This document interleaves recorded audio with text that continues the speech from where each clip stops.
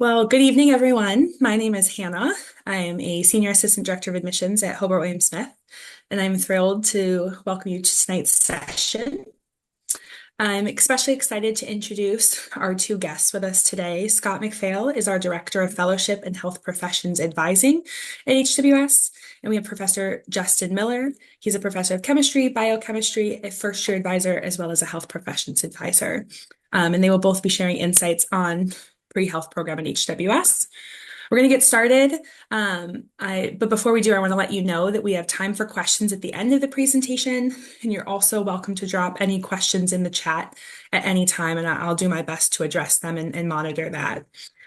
So thank you for joining us. We're glad that you're here, and now I'll turn it over to Scott to get started.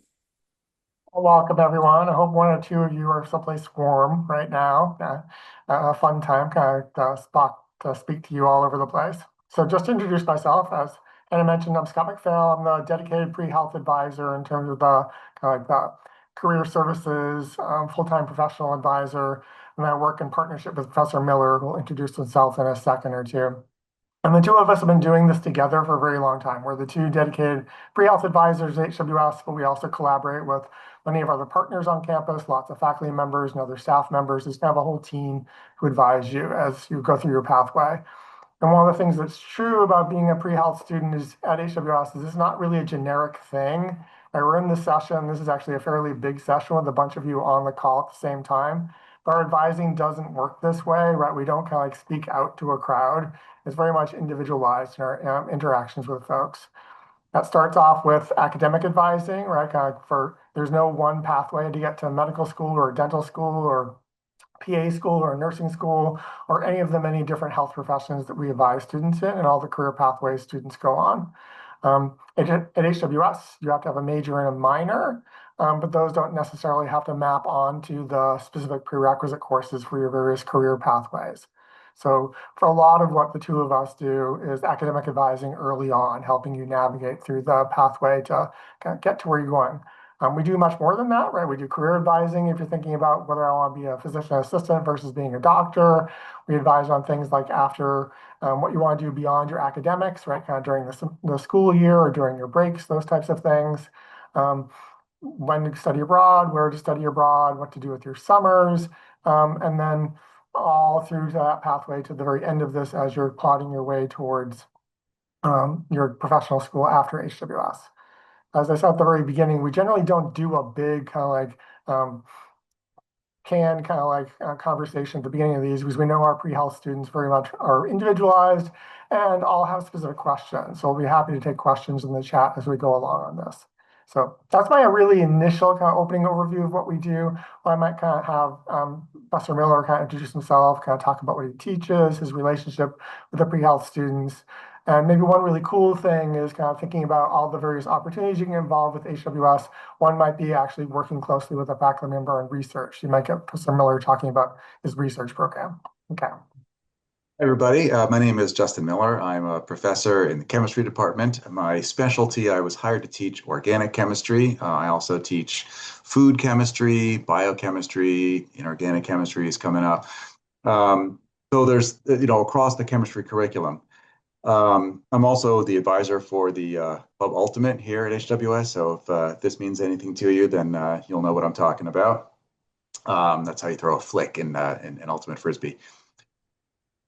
So one of the things that Scott mentioned is opportunities for engagement with the faculty over research. And that's one of the things that's sort of the cornerstone of what HWS does and the sciences in particular, but across campus and in other departments as well. And we have a summer research program, which is only one component of it. There's also research that can be done over the course of the semester as well. And this is something that you can do. It's not something that you have to do. As Scott was saying, this is very much individualized. And so there's no single path that's going to get you to where you want to be. There are particular requirements, like if you're pre-med, there's a sort of set courses that you're going to need to take. If you're pre-dental, same thing.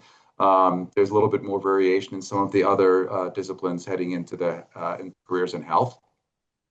But one of the things that you can do is you can do research with us. And so over the summer, for example, I'll have groups of anywhere from 2 to 4 students in my laboratory working on a research project that we've developed that is tailored specifically towards work with undergraduates, because that's all of the researchers who are going to be doing it are undergraduates here at HWS. And we form really close relationships with the students who are both in our courses and in our research groups. I have my research students over the summer to my house once a week to be with my family, not to sit and talk about chemistry, but to hang around as people and to get to know each other. So my kids have all grown up with HWS students in the house for anywhere from 4 to 8 weeks over the summer. And it's been a really great experience for my kids, in addition to all the students who get to participate in that as well. Over the course of the semester, there's things called independent study, where you can have, not in place of, but as a course, you would do research with a faculty member. And there would be some writing involved, some presentation involved, and of course, some lab work and so on. That's sort of a run-of-the-mill independent study. You can do that anytime throughout your career. And then as a senior, if you really want to get into it, you can do a semester or two of what's called honors, where the end result after all the research is going to be a written thesis. And then what amounts to, it's not actually called a thesis defense, but it kind of feels like that, where you have a couple of people, one from inside the institution, one from outside the institution, listening to you talk about what you've done and then asking you questions about it to probe to see the amount that you've learned. And it's a really fantastic way to be engaged fully with the research endeavor here at HWS. And faculty love it, students who do it love it. But as I said, and as Scott mentioned before, it's one of many things that you could possibly do. There's lots of other opportunities to get engaged. And the most important thing is that you're engaged in something that you enjoy, something you're passionate about. I could kind of like maybe continue on thinking a little bit about data. Maybe you're interested in some data at HWS.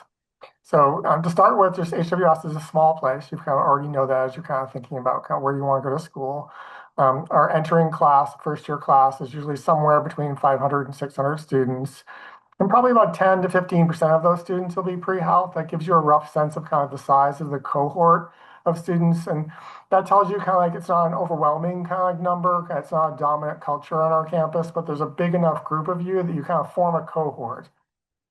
Those will be folks you're in the same classes with, you're kind of lab partners, those types of things over time. And then I also very often get questions in terms of data about how do our students do in terms of gaining admission to professional schools. And I keep track of that data. And again, we're a small place, so I average our data over 5 years. But when I'm looking at admissions to medical and dental school, which is very often kind of like the indicator of all the different professions, our students have an 80% success rate on the first time application to professional programs. So our students do really well. Nationally, the average for first time applicants is 40%. So our students are doing much better at that. I would attribute that to a lot of different things. Some of it, and we can come back to this in a moment or two, is kind of just the academic environment. Like kind of you're coming here to have access to faculty members, to be in a small class setting, to be collaborating with your peers, and you're just going to know your stuff. And that's really important. That comes out in things like standardized exam scores, and also just kind of like, knowing that you know what you're kind of talking about when you're in the interview process for professional schools. But some of it's also just that you're known here, right? Kind of, as Professor Miller mentioned, we really treasure kind of relationships. Like I've been here for 15, 16 years, something like that. I live just a couple blocks off campus. I'm regularly on campus connecting with students. I treasure all the connections I've had with the pre-health students over the years. That's true, I'm sure. Actually, I'm not sure. I know it's true for all the folks that Professor Miller has worked with over the years as well. We have folks back to the house. We vacation and meet with people when we're traveling over the summer, etc. Relationships are really important to us. But what that says is how much the faculty and staff care about you. So when you're going through the application process, not thinking about that now, but 4 years off when you're kind of thinking about kind of applying to professional school, your letters of record are going to be so much stronger than if you are applying for a place where you're not known. It's fairly easy, kind of like for any college student to get one or two good letters. Our students will have 5 or 6 really strong letters, where that fifth letter is just as strong as that first. Like you just have all these relationships. Yeah, one of the things that I'd like that's excellent. So my role in this is I'm the chair of the Health Professions Advisory Committee, and the Health Professions Advisory Committee is the body that sort of takes all the applicants for particularly medical and dental school, but other ones as well, And we help give advice to the students in their applications. Scott is an excellent editor of much of your written work. A PhD in English literature will do that, and you get a lot of good personal advice. It's also essentially impossible to make it through the curriculum that you'll need for most of these health professions careers without going through my class, through Professor Pelkey's class, Professor Mowry, Professor Kenyon, right? So these are specific individuals who we all know each other because the faculty is relatively small, and we all know you. Our classes don't have 900 people in them. They don't even have 90 people in them. They have at most 35, and when you get into the upper level courses, more like 15 or 10. And so we know you really well, and that's why the faculty came to work here, right? The faculty who are here chose to come to an institution where we're going to get to know our students because that is what we wanted. So for me, the favorite part of my day, I leave my door open essentially all the time. The only time it'll ever be closed is if I have a deadline that I have to meet, and I have to make sure I get that done. The vast majority of the time, my door is open, and I love when students stop by on their way. I'm on the first floor of a sort of a thoroughfare on campus, and like today, I had 5 or 6 students stop by my office and poke their head in, and we chatted for a couple hours because I enjoy doing it, they enjoy doing it, and that's the kind of relationships we form here. And so the letters that I'm responsible for writing, the first draft of many of these letters as the chair of the committee, I'm writing about people who I know. And that comes through in the letters. So you sort of jump off the page, not as just some, one of 200 people that you're writing a letter for on a big campus, but one of a couple dozen. And because we know you really well, and all the letter writers know you. When Scott says they're strong letters, it's not just talking about how your strengths in terms of what they're writing about, but they're strong in the sense of really knowing the student, and that comes across, and the professional schools you're applying to will see that, and it makes a difference.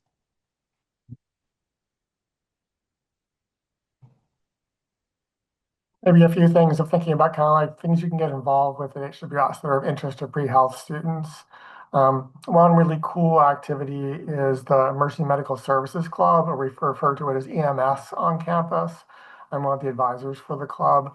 And it's a club, but it's much more kind of serious than that. So EMS is a group that responds to all medical emergencies on campus. All the folks who are active members of the group are certified EMTBs. That requires them to take a semester-long course and kind of complete an exam after the course. And some students do come into HWS who already have some experience in emergency medical services and they're already certified, and they can get involved with the club in their first semester. Others, this is more typical, the club recruits students in the fall semester, and then they run the course in the spring semester to become certified as an EMT. And then once you complete that certification, then you can be actively on call. And some of this, some of the calls on campus are kind of like the typical college type things where someone falls down doing something silly in the dorm, right? But there's also been some serious things on campus where kind of like we have, an older faculty member having a medical issue, or actually a couple of years ago, we had an unresponsive infant on campus. These are really serious things where you're kind of caring for others. And it's a great way to get hands-on experience. And then the group itself is also itself is student-led. So there's opportunities for leadership with it over the years as you gain experience. And you get good connections with kind of local healthcare providers as well. Some of the students have used that to leverage that to do some additional shadowing or work at the hospital through folks they meet over there, beyond the things that I can do with them over there. So EMS is a great thing to do. Professor Miller talked about research. I'd also strongly encourage you, if you've kind of got the buzz to do this or kind of desire to do this, to study abroad. We have some spectacular study abroad programs. Some students find it difficult to do a full semester, so you might do a short-term semester, which is great, kind of either winter break or May semester, the beginning of the summer. But if you do the full semester program, we have a number of programs that do really unique things that take advantage of kind of aspects of where you are. So if you are in Copenhagen, Denmark, they take advantage of the fact that medical training there is undergraduate training. So they have some clinical courses you can take as an undergraduate, which is something you can't really do in the US. They also do a comparative healthcare program where you get to see kind of like experience what it's like to kind of live in a world with a high resource kind of like healthcare system in Denmark, but then also spend time in one of the Eastern European countries where kind of things are not quite as the same kind of level of development, and kind of see how folks access and experience health in those circumstances. The Stockholm program similarly takes advantage of the really built up biomedical research industry that's right outside of Stockholm. So there's a lot of opportunities to get involved in research in that setting.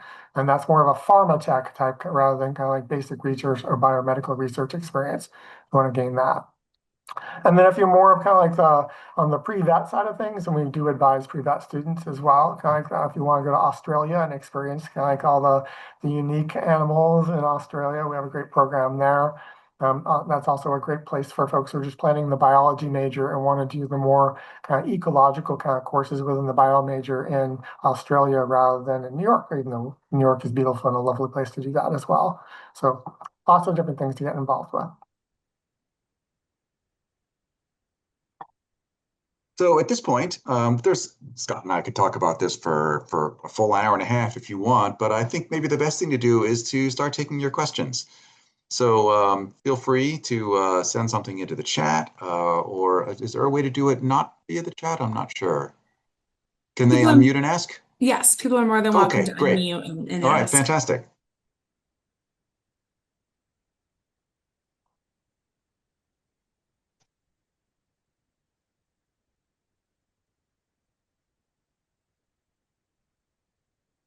I see in the chat a couple of kind of references to DIS and comparative health. Yes, that's a great program.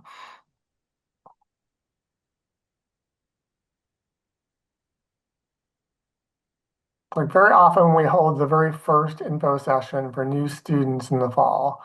We do that as kind of a catch-all for students who haven't engaged with us kind of over the summer, but it's a way of kind of getting common questions answered.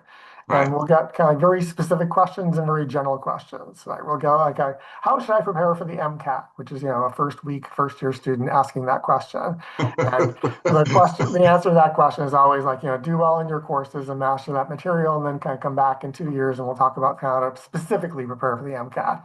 And I give advice on that. But then we also have sometimes, really specific, as in like, what should be the first 3 courses I take because I want to do an accelerated BSN program to be a nurse, and I want to be a nurse anesthetist. What's the path to get to there? And we can get really specific things. All right. Scott, do you want to start with the dental schools question? Then I'll do the summer internships one, and we'll move down the chat that way. So I see physical therapy,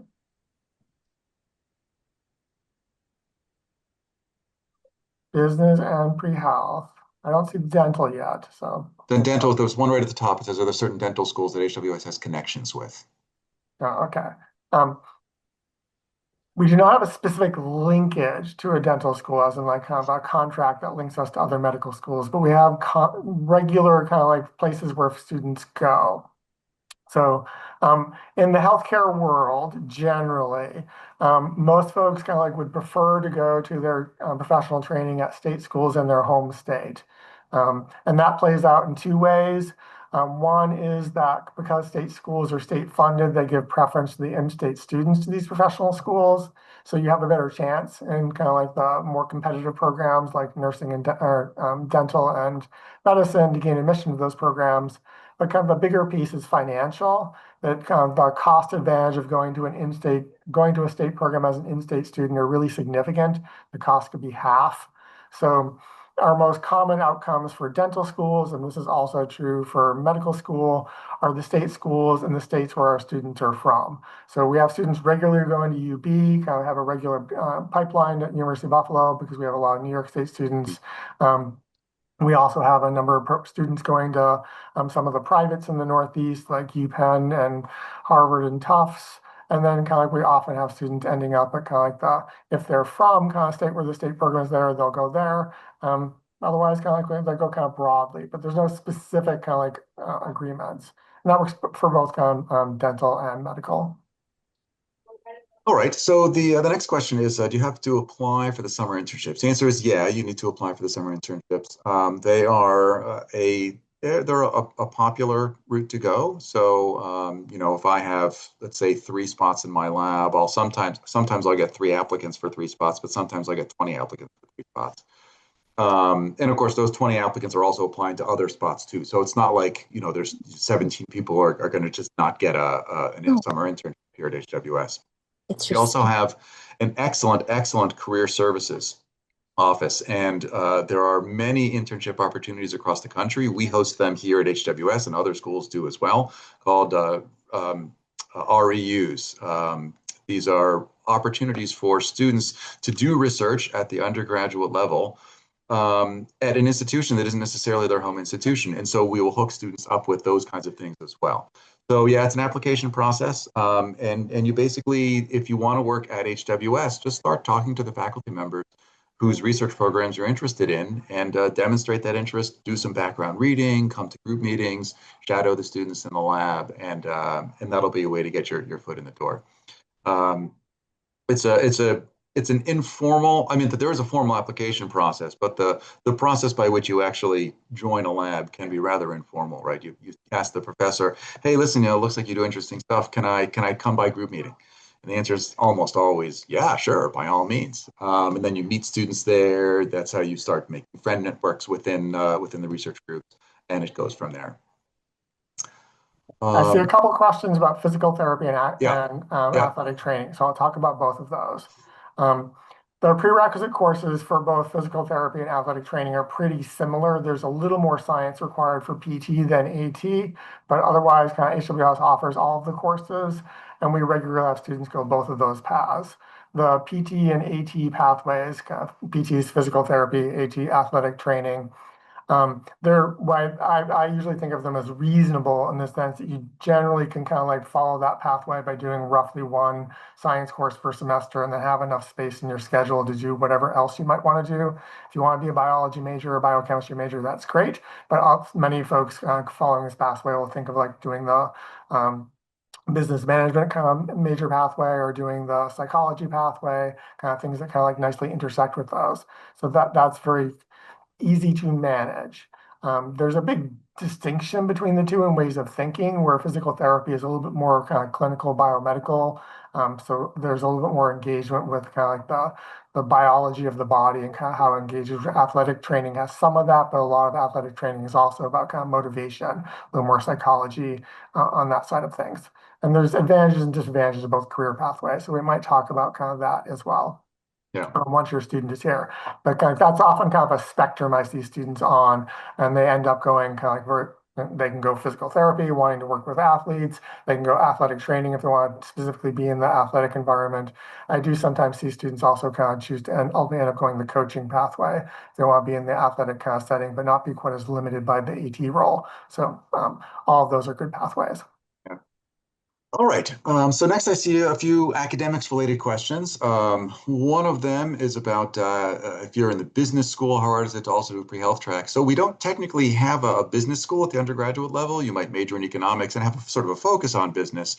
And the answer was sort of encapsulated in what Scott said already, which is that you can major in anything and also do pre-health. And you should major in what you're passionate about. If you're applying for something in the health professions, you will complete the prerequisites for it. So whatever the career path you're looking for requires, whatever school you're applying to requires, you'll do those. And those can be in your major or they can be not in your major. So you could either be a biochemistry, chemistry, biology major, or you could be an Asian studies major, or you could be economics major. Spanish major. There's lots of things you can do and still be health because this is still the undergraduate level. And you should do what you're most interested in terms of your major. If that happens to be in the sciences and there's a lot of overlap between what you want to do for your major and your pre-professional track, great. But if that's not true, that's also fantastic. So it's certainly possible to do both things.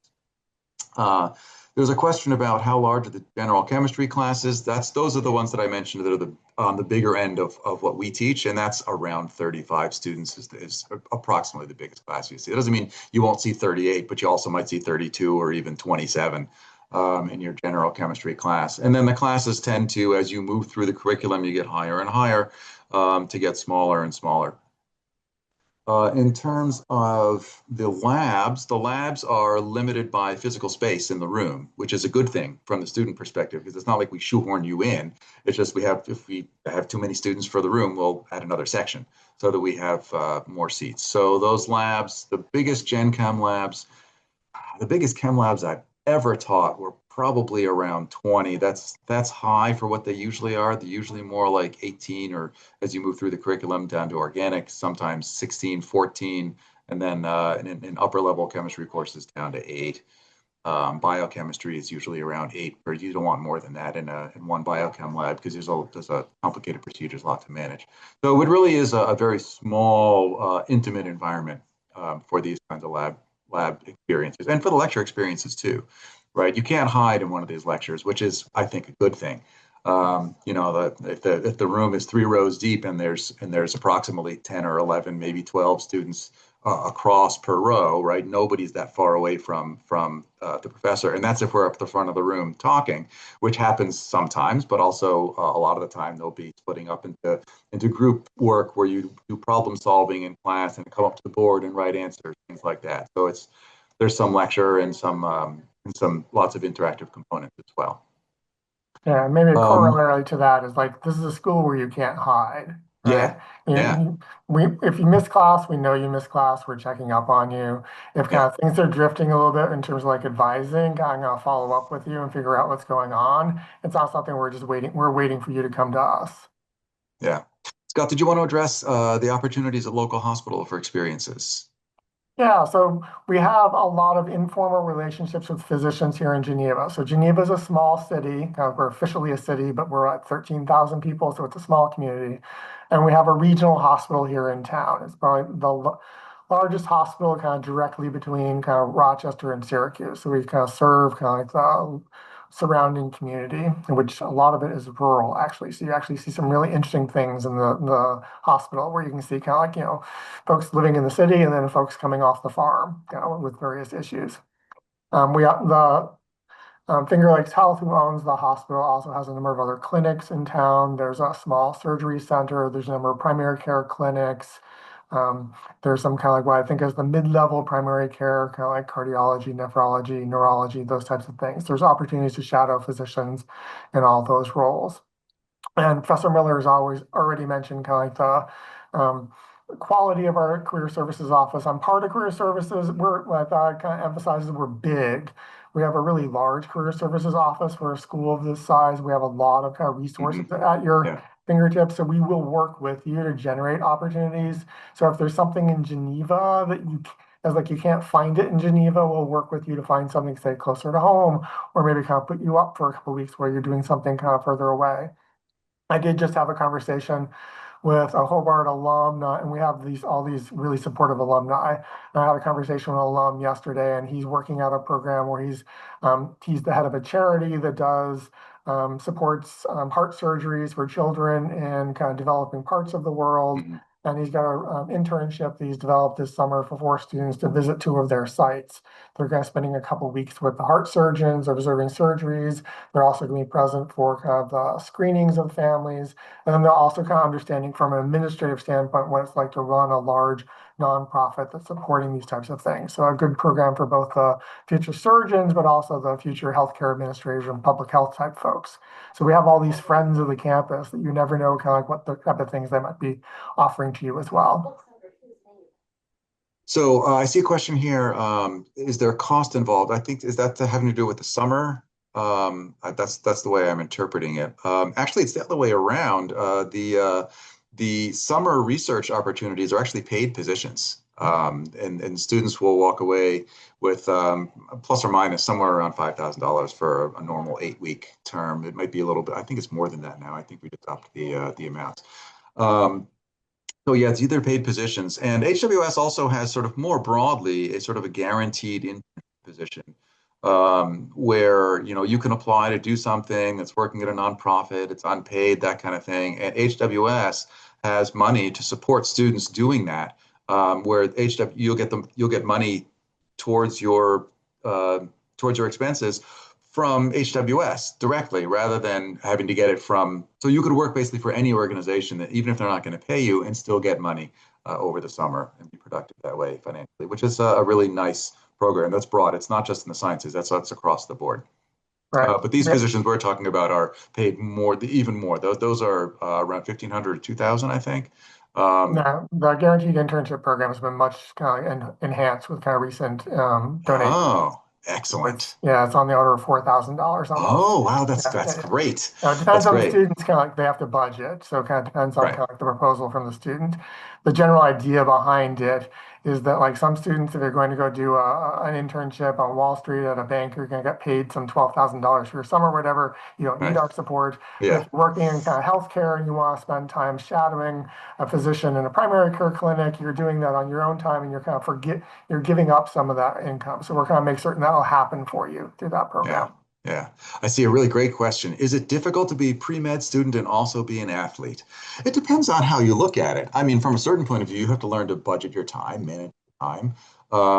So I guess it's difficult to do a lot of those things. It's difficult to be an athlete just and be any kind of student, right? But it builds character and it's a really good thing to do. The short answer is lots and lots of people are athletes and pre-med. We have that all the time. It's almost like a standard. It's like a stereotype where there's a lot behind that. That is to say, there's a lot of students who are athletes. Not everybody who's pre-med is an athlete, but a lot of students are. And yes, it's of course definitely possible. When you're in season, you have to make sure that you keep track of your time, but you'd have to do that anyway for any coursework. And we've had a lot of student success. We don't generally have students who sort of try to be pre-med and because of athletics, that's sort of the death knell for their pre-med. That's not generally how it works. These things are absolutely they work well together, and our most successful students are the ones who, by learning how to be on a team, by learning their time management, how to budget their time, how to get things done when they have the opportunity to do them, are athletes and scholars. And so that's a really popular model here at HWS in pre-med, but also across campus, the scholar athlete. In fact, this morning, I went to a really special event that we have called the 4.0 breakfast, which is where all of the athletes who in either the last spring or in the previous fall semester earned a 4.0 GPA are invited, and they get to invite one of their faculty members to come and come to this just special breakfast where we honor their academic and athletic achievements together. And it's just a wonderful event. So a couple of students invited me, and I was honored to go and split my time with them at this event. And it was just a lovely event. And this what it goes to show you is not only that it's possible, but also how much we as an institution value that kind of thing. And it was a great event. The president of the institution was there, our chief academic officer, the provost of faculty was there, the head of the athletics department was there, many of the coaches in support of the students. So it was a wonderful thing, and that's a really emblematic of what the culture is here at HWS. Yeah. When describing HWS to others, I always say we're academic first. But we are also pretty sporty, right? There's quite a few students involved in athletics, and even if you're not an athlete yourself, there's quite a bit of school spirit kind of Yep. involved in kind of attending Yeah. games. And then the third big thing is service. We're really Mhm. service oriented. Again, kind of we're in a small community, and there's a lot of opportunities to have an impact in that community. So HWS students do a lot in the Geneva community. Yeah. Whatever kind of like your issue or topic or population or goal is, there's lots of ways to do that. Yeah. For what it's worth, 40% of our students are varsity athletes. Mhm.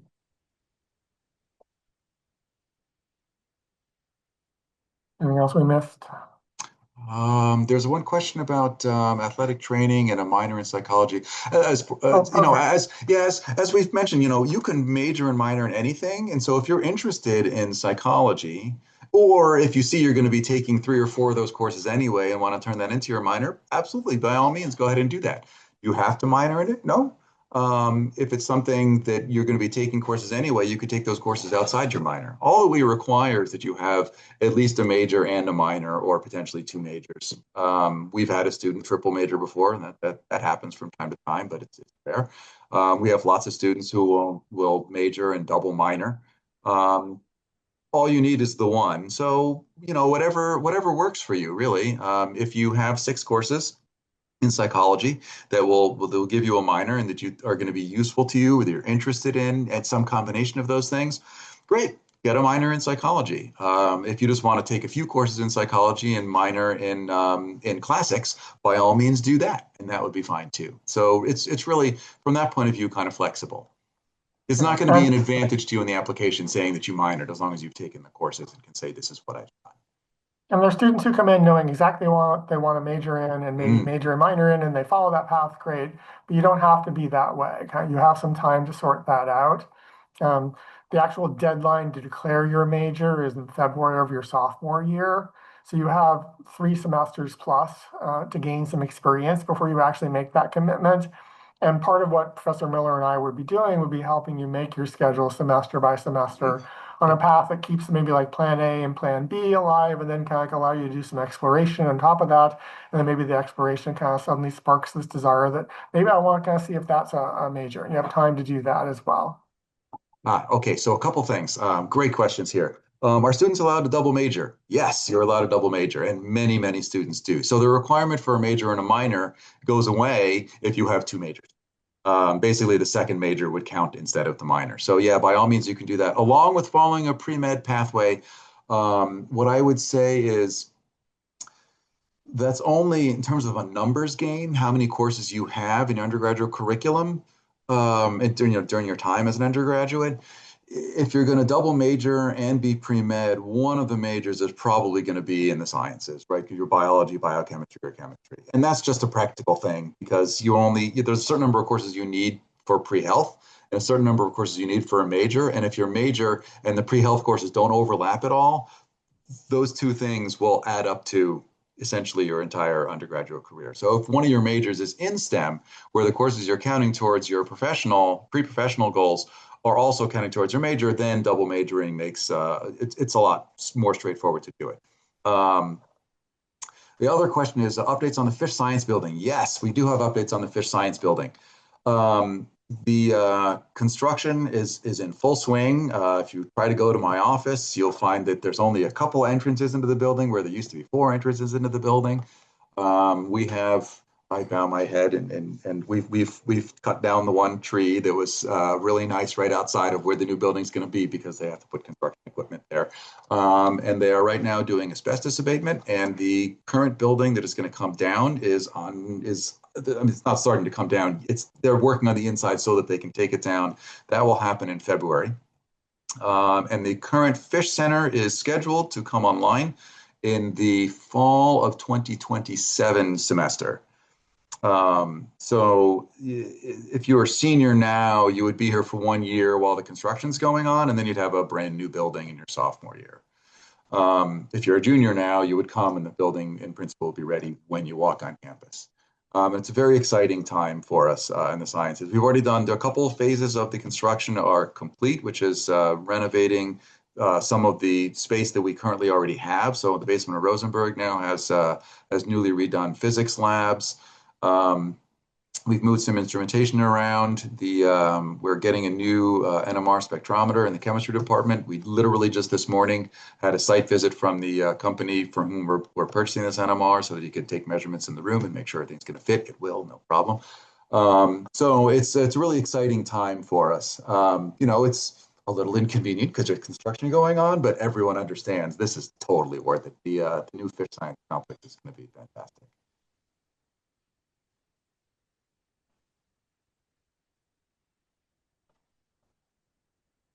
Cool. Are there any questions we didn't get to? I'm scrolling through them right now. Looks like we've.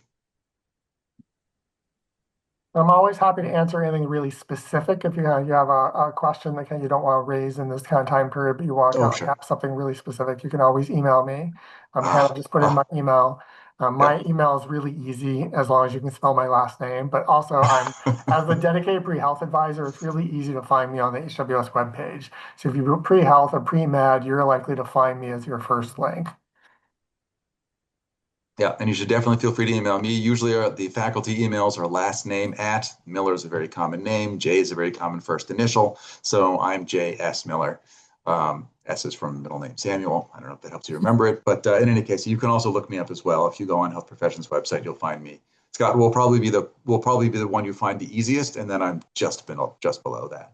You can also search for me if you don't remember that. You can go to the chemistry department, and I'm listed there as well, of course.